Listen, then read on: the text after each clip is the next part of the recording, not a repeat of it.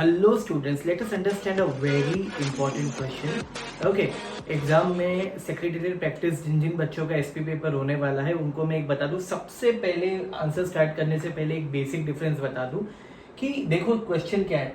Explain statutory provision for allotment of shares और दूसरा है explain procedures for allotment of share. बच्चों को कभी कभी दोनों का आंसर आता है, प्रोविजंस का भी आंसर आता होता है और प्रोसीजर का भी. पर आपको समझना है प्रोसीजर्स क्या होते हैं, उसके स्टेप्स होते हैं, स्टेप वाइज होते हैं. और प्रोविजंस क्या होते हैं, कंप्लायंस होते हैं, लीगल कंप्लायंस यानी रूल्स होते हैं. तो एग्जाम में होता क्या है एसपी के पेपर में स्पेशली कि हमें क्वेश्चन ठीक से समझ नहीं आता ना, तो हम इसका आंसर उसमें और उसका आंसर इसमें लिख के आते हैं, भले ही हमारा आंसर राइट हो. पर प्रोविजंस में अगर आप प्रोसीजर वाला आंसर लिखोगे तो पूरा रॉन्ग हो जाएगा.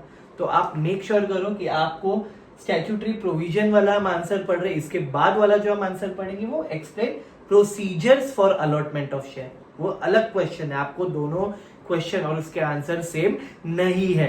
Okay, let's start.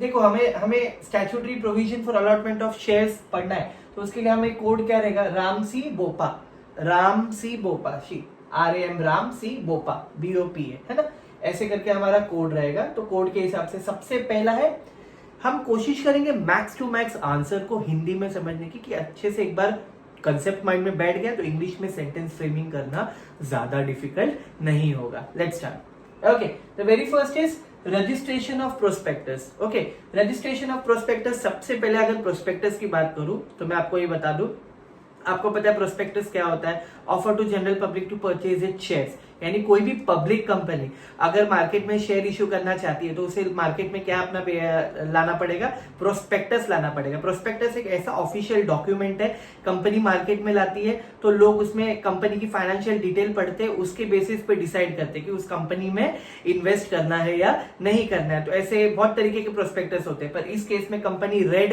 हेरिंग या तो शेल्फ प्रोस्पेक्टस का टाइप है, ऐसा प्रोस्पेक्टस मार्केट में इश्यू करती है. लेकिन रजिस्ट्रेशन करना जरूरी है उस प्रोस्पेक्टस का. सिंपली मींस क्या होता है, a prospectus must be sign by all directors. Company के जो भी डायरेक्टर्स है उस प्रोस्पेक्टस को क्या करना चाहिए, उनकी ड्यूली साइंड होने चाहिए. वो ओल्ड टाइम डायरेक्टर भी हो सकते हैं या तो प्रपोज्ड डायरेक्टर्स भी हो सकते हैं कंपनी के.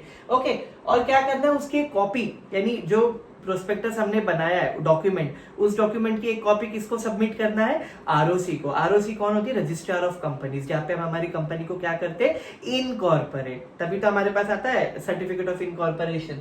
ओके, वहां पे हम रजिस्ट्रेशन कराते हैं. और क्या होता है, ये सब कॉपी कब सबमिट करनी पड़ती है आरओसी को, ऑन और before the date of publication. यानी सिंपल सी बात है, आज 10 है बराबर, तो आज 10 है, आज मैं मार्केट में आप सारे लोगों को अपने शेयर बेचने के लिए प्रोस्पेक्टस देना चाह रहा हूं, तो प्रोस्पेक्टस देना चाह, उससे पहले ही कॉपी किसके पास चली जानी चाहिए, 10 तारीख से पहले आरओसी के पास. आरओसी अप्रूव करेगी उस प्रोस्पेक्टस को, रजिस्टर्ड करेगी, फिर ही हम मार्केट में लोगों में क्या बांट सकते हैं, हमारा प्रोस्पेक्टस. क्योंकि प्रोस्पेक्टस में बहुत मटेरियल और फाइनेंशियल डिटेल होती है, बहुत बारीकी, जो जब तक अप्रूव नहीं करेगी आरओसी तब तक वो मार्केट में हम इशू या पब्लिश नहीं कर सकते हैं. Secondly, application money. Obviously share बेचेंगे, देखो शेयर बेचने का और एप्लीकेशन मनी का क्या कंसेप्ट है, सिंपल कंसेप्ट ये, अगर मुझे किसी कंपनी का शेयर करना है तो मुझे उस शेयर के लिए क्या करना पड़ेगा, अप्लाई करना पड़ेगा. तो मैं as a person, as a applicant क्या करूंगा, शेयर के लिए अप्लाई करूंगा थ्रू शेयर एप्लीकेशन फॉर्म बराबर. तो शेयर एप्लीकेशन मनी जो है वो एप्लीकेंट को कितना भरना होता है, minimum 5% of amount of share. Minimum 5% of amount of share, filling the blanks में भी आएगा, चीजें याद रखो. सेकेंडली, और such amount which is specified by SEBI, that is security exchange board of India, जो स्टॉक मार्केट रेगुलेशन चलाती है, वो बताएगी. अभी तो उन्होंने कितना बताया फिलहाल कि 5% तो हमें भरना पड़ता है मिनिमम वैल्यू, ठीक है, along with the application money. और पब्लिक कंपनी के केस में क्या देखो, पब्लिक कंपनी ने मिनिमम कितना रिसीव करना चाहिए, 25% नॉमिनल वैल्यू ऑन शेयर्स. तो हमें ये भी पता होना चाहिए. Okay, next is minimum subscription.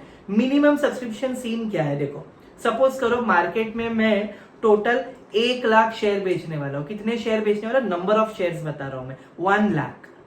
तो 1 लाख का 90% कितना हो गया, 90,000 बराबर है. तो 90,000 शेयर सब्सक्राइब होने चाहिए. सब्सक्राइब का मतलब क्या होता है, परचेज करने चाहिए लोगों ने बराबर. एटलीस्ट मिनिमम सब्सक्रिप्शन कितना होना चाहिए, 90% of the total value of shares which are offered, है ना. तो 90% सब्सक्रिप्शन होना चाहिए। कब होना चाहिए? It must be collect with in, यानी अगर कंपनी ने 1 तारीख को निकाला है तो 30 दिन के अंदर अंदर, है ना, 30 दिन के, देखो 30 डेज के अंदर अंदर क्या होना चाहिए? The date of issue of prospectus. आज प्रोस्पेक्टस दिया है 1 तारीख को, तो 30 दिन के अंदर अंदर क्या होना चाहिए? मिनिमम 90% क्या होने चाहिए? शेयर सब्सक्राइब्ड होने चाहिए, यानी परचेज होने चाहिए।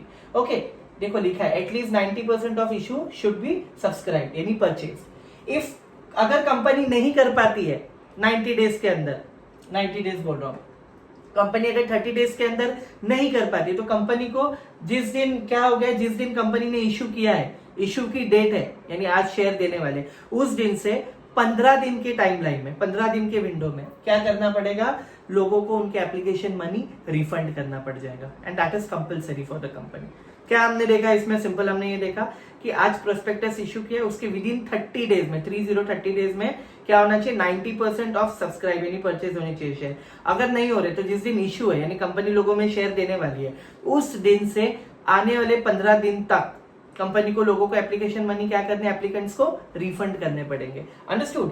Okay, next is what? Closing of the subscription list. Next is closing of subscription list. Closing of subscription list का मतलब होता है वो लोग जिन लोगों को अलॉट होने वाला है, तो ये विंडो कब खुली होती है? यानी जिन लोगों को शेयर अलॉट होने वाले, जिन लोगों ने परचेज किए, वो लोगों की लिस्ट। तो सब्सक्रिप्शन लिस्ट कब तक खुली रहती है? मिनिमम 3 वर्किंग डेज, यानी 3 वर्किंग डेज में सैटरडे संडे और जो हॉलीडेज होते हैं कंपनी के, वो नहीं काउंट होते। जिस दिन कंपनी या ऑर्गेनाइजेशन चालू होते हैं सिर्फ वही वर्किंग डेज में काउंट होते हैं। तो minimum 3 working days and maximum 10 working days का विंडो रहता है इसके लिए। Basis of allotment, basis of allotment कैसे वर्क करता है? On the basis of category. Category में FII रहते हैं, DII रहते हैं, domestic investor, foreign investors, retail category, qualified institutional buyers, ऐसे अलग अलग कैटेगरी रहती है। बहुत बड़ी चीज है। तो अलग अलग कैटेगरी वाइज लोग लॉट में परचेज करते हैं किसी भी शेयर की जो क्वांटिटी होती है उसको। ओके, तो कैटेगरी वाइज क्या होता है? कंपनी अलॉटमेंट देखती है कि कंपनी के पास ऐसे अलग अलग कैटेगरी वालों को देने के लिए कितना है। तो जिसने, जरूरी नहीं है किसी ने 10 अप्लाई किए तो उसको 10 ही मिल जाएंगे, शायद 10 अप्लाई किए तो 2 मिलेंगे, किसी ने 15 अप्लाई किया है तो 1 मिलेगा, किसी ने 1 अप्लाई किया तो 1 मिलेगा। So simply it is random basis. Company खुद डिसाइड करती है किसको कितने अलॉट होंगे। उसके लिए कोई एज सच ऐसा नहीं है कि आपने पहले अप्लाई किया तो आपको पहला मिलेगा, किसी ने लास्ट अप्लाई किया तो उसको लास्ट मिलेगा। It is completely based on company to whom they want to allot and to whom they want to do not allot. Okay, next is over subscription. Over subscription एक ऐसा stage होता है, मैंने 1 lakh share market में बेचने निकाले, 1 lakh number of share, और market में एप्लीकेशन कितने की आई है? 1,10,000 की आई है। मतलब 10,000 लोगों ने ज्यादा परचेज करने की डिमांड की है। That is called a situation of over subscription. यानी मैंने मार्केट में बेचने को निकाले 1 लाख शेयर, लेकिन एप्लीकेशन कितने के आए? 1,10,000। तो यहाँ पे क्या होता है? कंपनी को अलाउड ही नहीं होता है कि कंपनी उसके जो ऑफर का जो नंबर ऑफ शेयर्स है उससे ज्यादा ऑफर कर सके। ओके, ऐसे अलाउड ही नहीं होता। सेबी ने बोला, ये रूल्स है। सेकेंड एक लाइन है, SEBI permit to allot not more than 10% of net offer. इसका सिंपली मतलब नेट ऑफर यानी क्या चीज है? सपोज करो मार्केट में 90,000 शेयर है, तो 90,000 में से सबसे पहले तो प्रमोटर को कंपनी दे रही है, तो फिर उसके बाद प्रमोटर्स को देने के बाद जो भी बचेंगे बाकियों को पब्लिकली इश्यू करने के लिए कंपनी, तो उस कंसेप्ट को कंपनी क्या बोलती है? Net offer. तो नेट ऑफर वही कंसेप्ट होता है। Okay, permission to deal on stock exchange, बहुत सिंपल सी चीज है। अगर मैं कोई कंपनी हूं तो मुझे क्या करना पड़ेगा? 2-3 स्टॉक एक्सचेंज में जाके रजिस्टर्ड कराना पड़ेगा। अगर आप मुझे मेरे सिक्योरिटीज को या शेयर्स को मार्केट में क्या करना है? लिस्टिंग कराना है। सी, मैंने लिखा है permission of recognized stock exchange is must before listing it shares publicly, है ना। उसके साथ क्या है? प्रोस्पेक्टस मस्ट है। जो प्रोस्पेक्टस है जो हम इशू करने वाले हैं शेयर से पहले, तो प्रोस्पेक्टस में होना चाहिए उस स्टॉक एक्सचेंज का नाम। ओके, और उसके साथ साथ उस कंपनी ने एप्लीकेशन भी सबमिट करना चाहिए कि वो उसी स्टॉक एक्सचेंज के नाम से कंपनी मार्केट में शेयर्स क्या करने वाली है? लिस्ट करने वाली है। Okay, so that is important. अभी किन किन लोगों को अपॉइंट करना पड़ेगा फॉर दिस प्रोसीजर? तो ये जो प्रोविजंस के हिसाब से किनको? Merchant banker. मर्चेंट बैंकर वो रहते हैं जो सब्सक्रिप्शन यानी शेयर्स का परचेज सेल्स को लेकर इंफॉर्मेशन रखते हैं और कंपनी को असिस्ट करते हैं, हेल्प करते हैं इस चीज को करने में, उन्हें मर्चेंट बैंकर्स बोला जाता है। अंडरराइटर्स या ब्रोकर्स वो लोग होते हैं जो गारंटी लेते हैं अगर कंपनी के शेयर्स नहीं बिके अंडर सब्सक्रिप्शन यानी कम सब्सक्रिप्शन वाले स्टेज में, तो ये लोग खरीदने की गारंटी लेते हैं या बिकवाने की उसे।